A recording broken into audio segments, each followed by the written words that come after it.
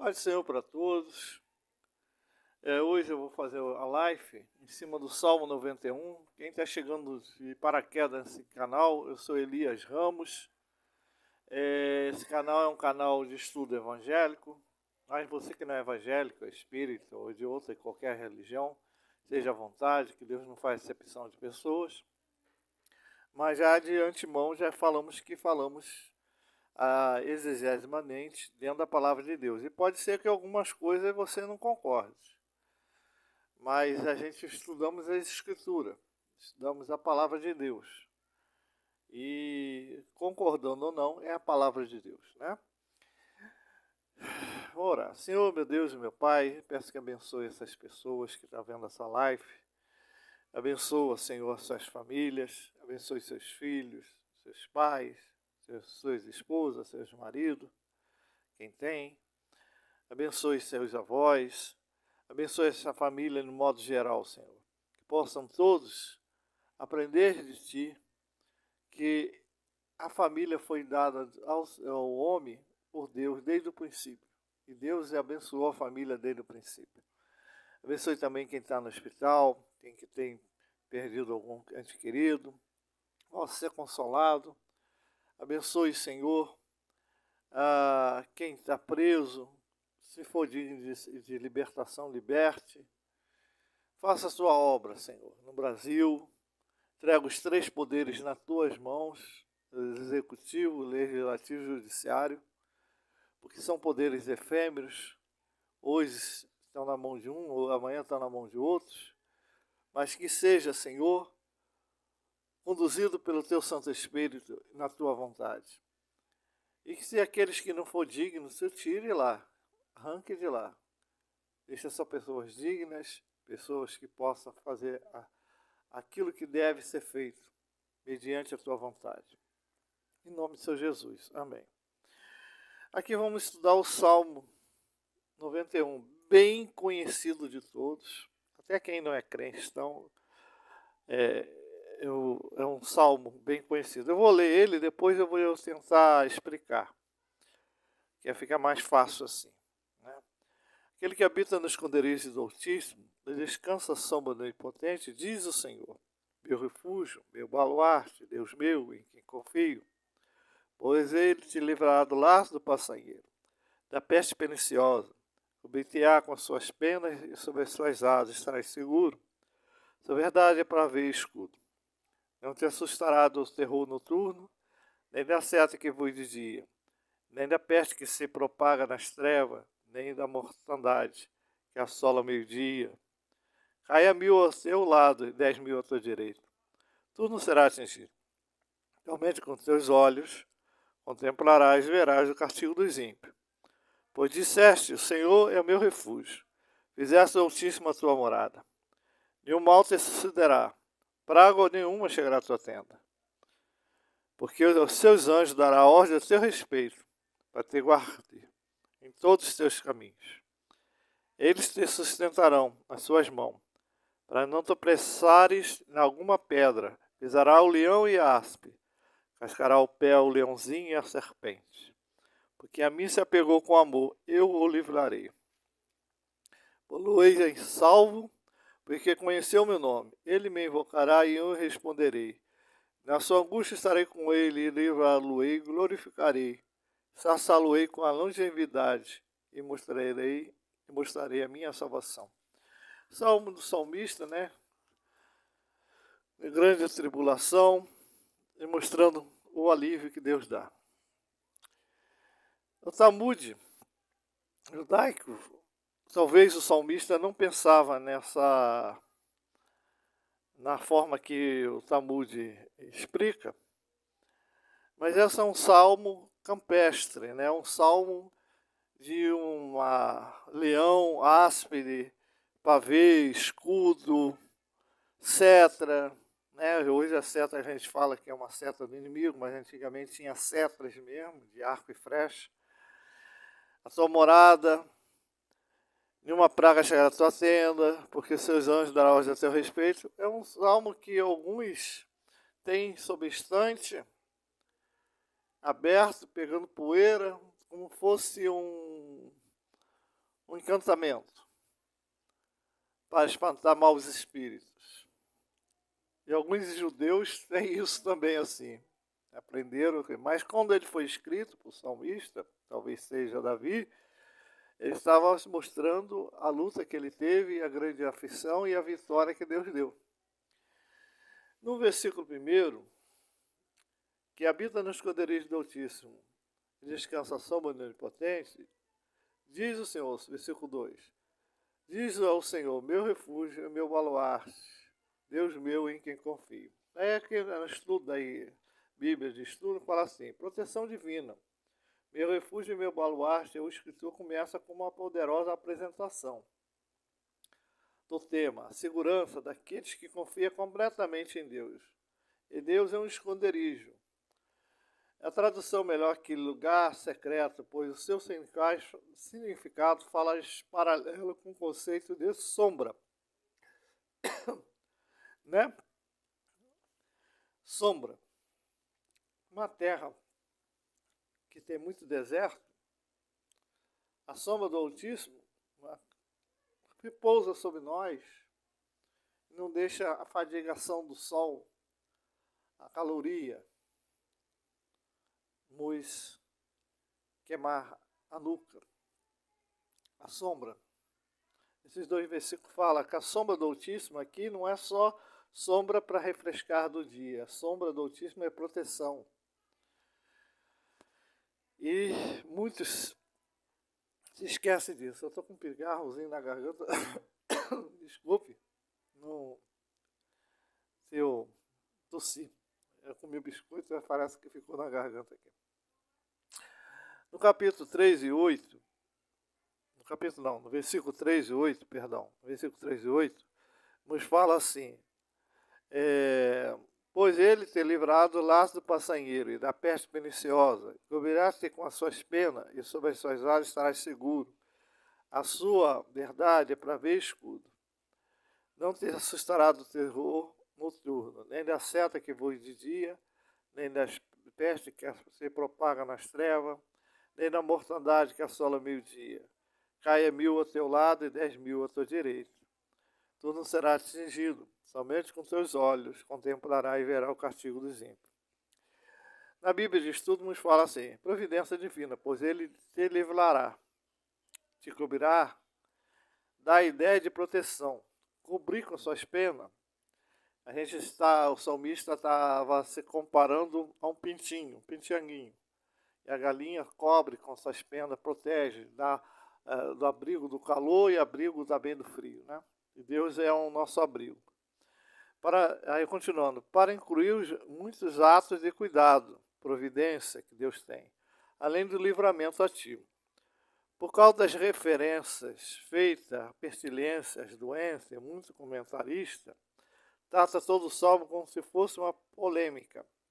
Quanto ao uso de fórmulas mágica. Tem gente que usa esse salmo como forma mágica contra demônios, para repelir demônios. Realmente o Talmud é um livro dentro do Tora judaico, a tradição dos rabinos, tá? É um livro muito interessante de ser lido. Aí a gente aprende muito com eles. Sugere que o salmo seja usado no caso de ataques demoníacos. O Talmud sugere isso. Terror noturno talvez se refira a Lilith.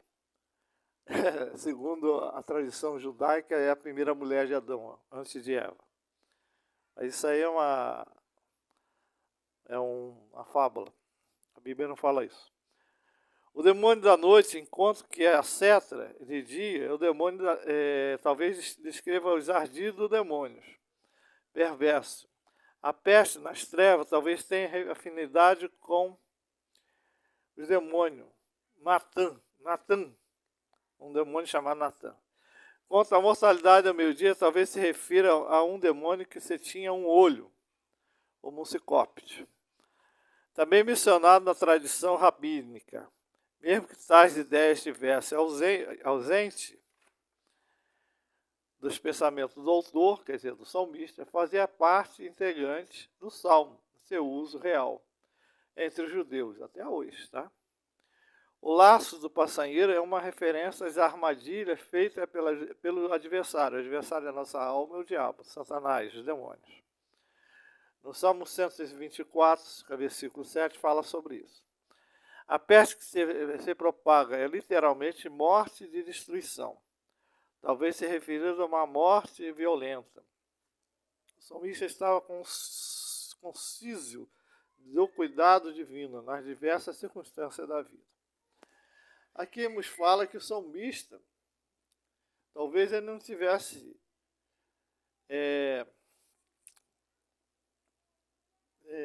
usando isso como fórmula mágica, mas através dos séculos, através dos anos, muitos põem nas estantes ou em outros lugares como fosse uma forma mágica contra os demônios, seja ele Lilith, seja ele de um olho só, seja ele Natan, ou outro qualquer demônio, esse Salmo 91. Mas ele é muito forte. Já foi usado, eu já usei ele uma vez, tinha duas pessoas, eu tinha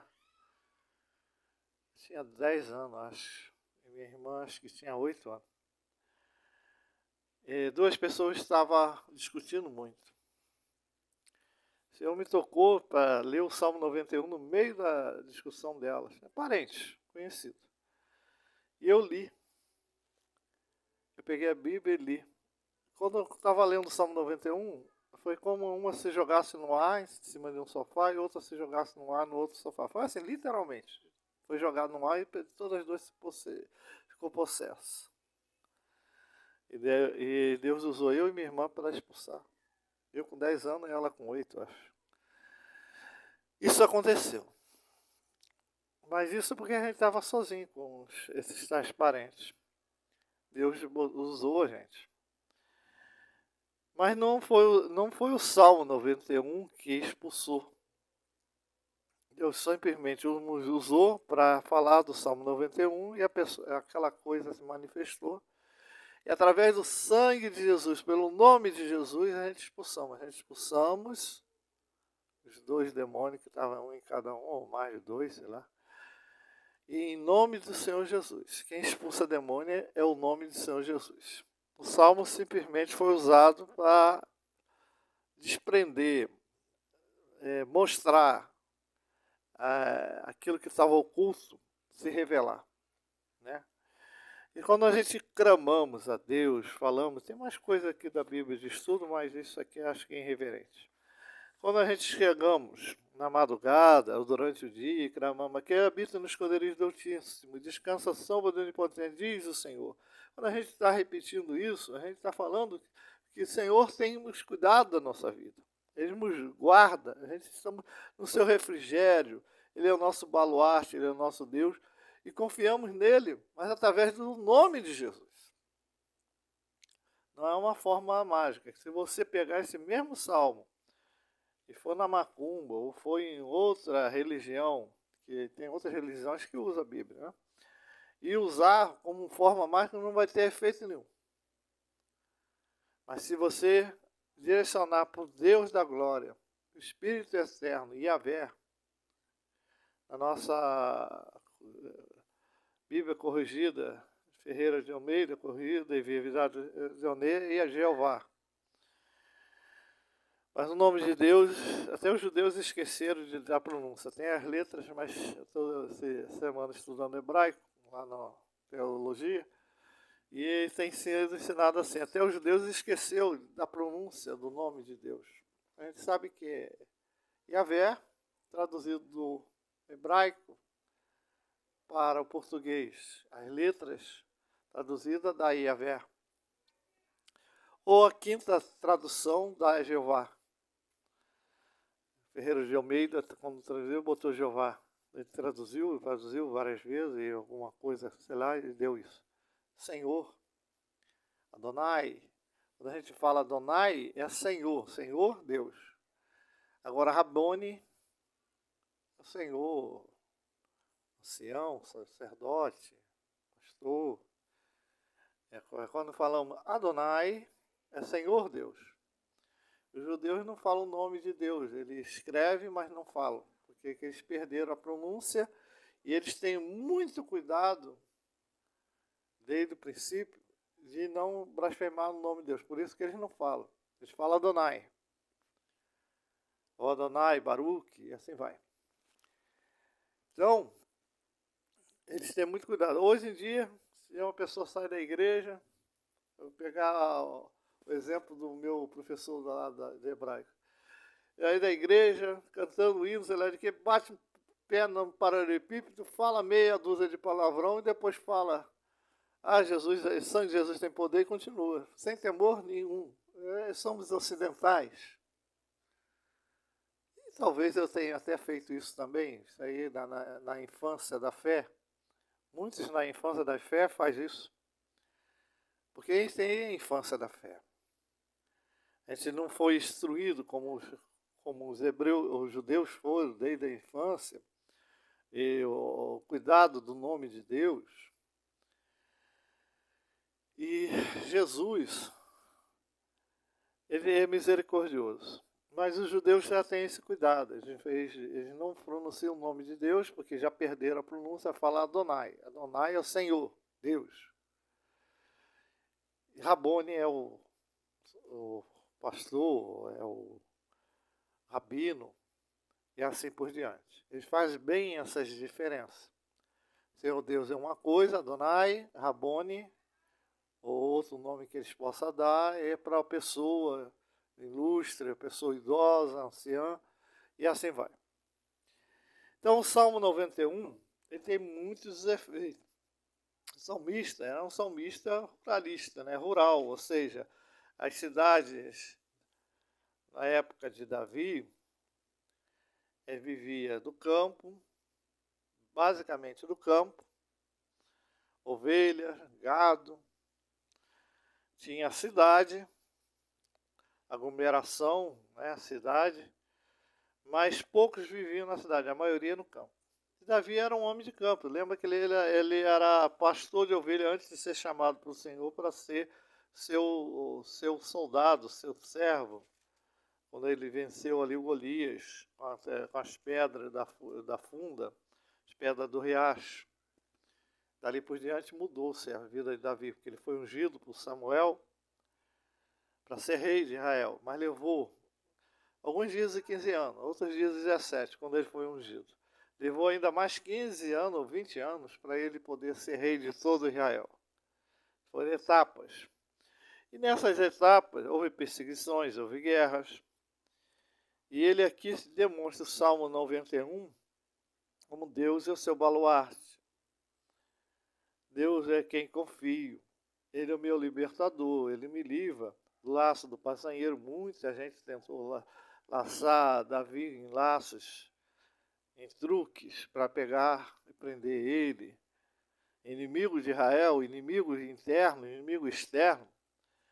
E não mudou hoje muita coisa, não. Hoje nós temos, às vezes até os nossos parentes podem ser nosso inimigo.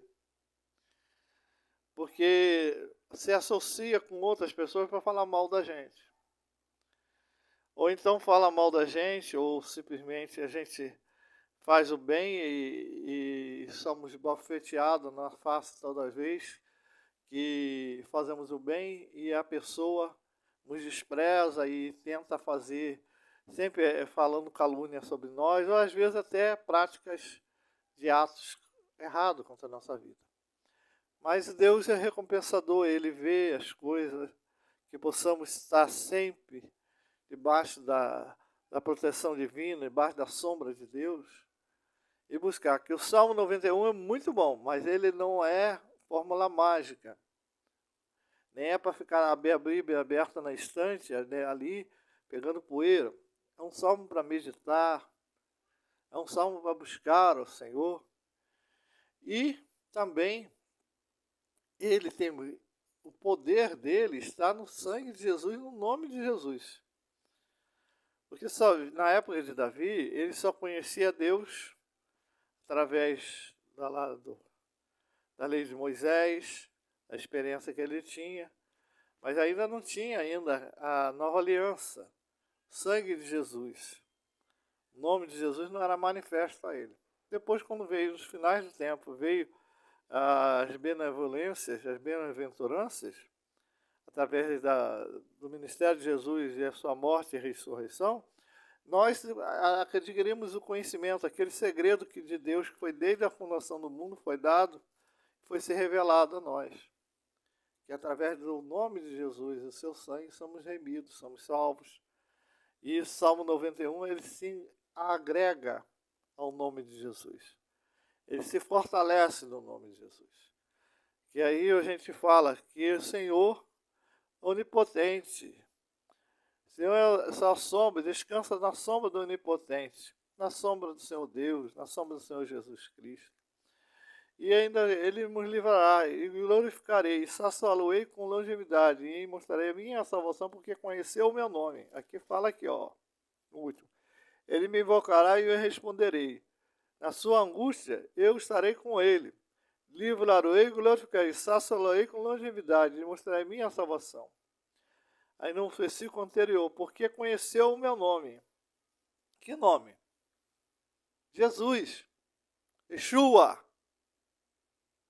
É o nome dado para a gente conhecer. Yahvé é uma tradução do hebraico, das letras do nome de Deus. Mas não quer dizer que a palavra seja essa, Yahvé mesmo.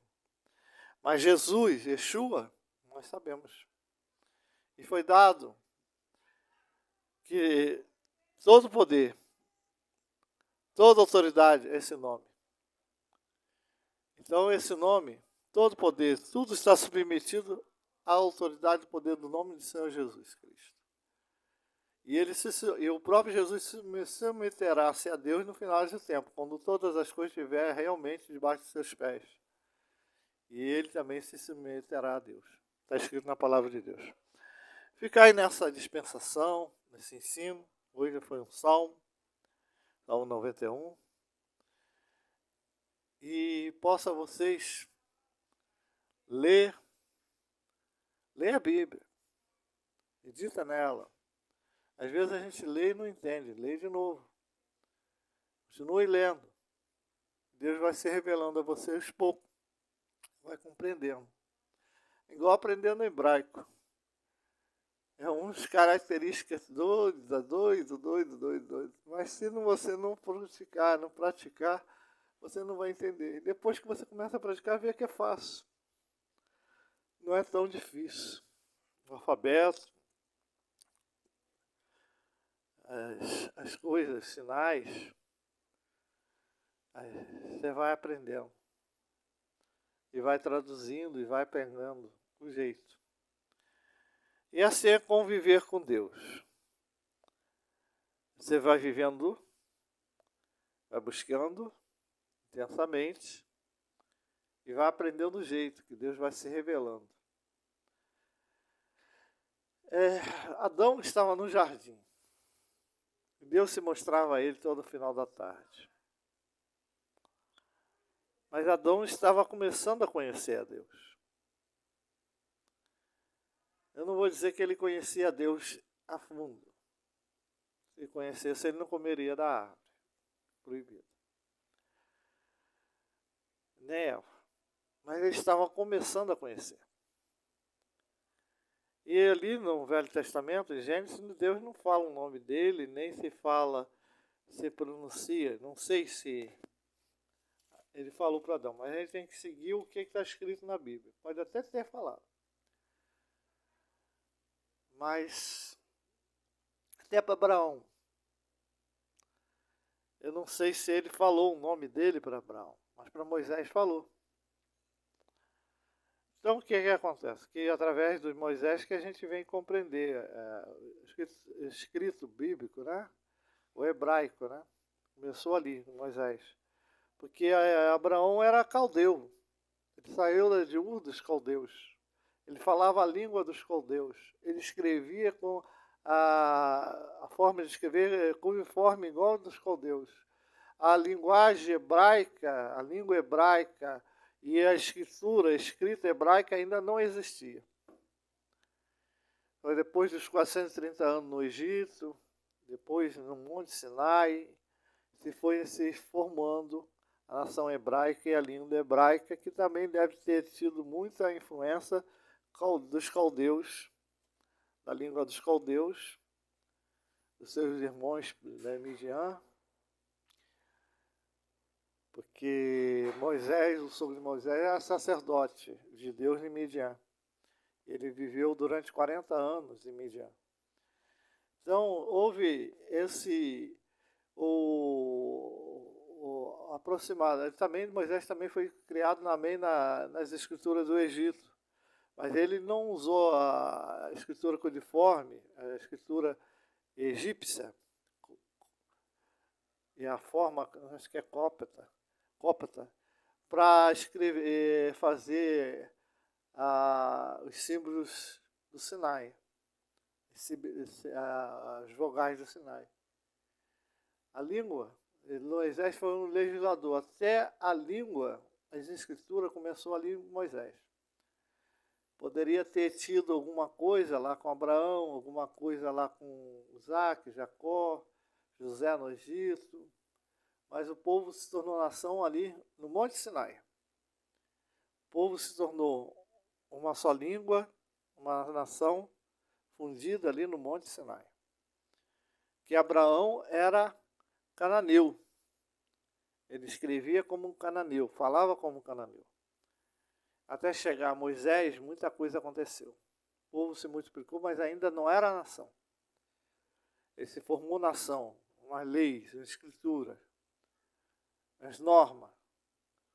Foi ali no monte, onde já existiam muitas nações, Egito, Síria, a Mesopotâmia, os caldeus, já existia. As leis de Hammurabi já existiam. E ele deve ter sido influenciado, até as leis de Hammurabi, influenciado. Minha neta está chamando ali na porta. Eu vou terminar essa live. Fica aí com Deus, dê o joinha, assina o canal, o sininho aí. Que Deus os abençoe e te guarde e os abençoe grandiosamente. Em nome de Senhor Jesus, o Espírito Santo vos dê aquela consolação nos nossos corações e as misericórdias de Deus vos acompanhem e vos dê a sua sombra e a sua paz. Em nome de Senhor Jesus. Amém.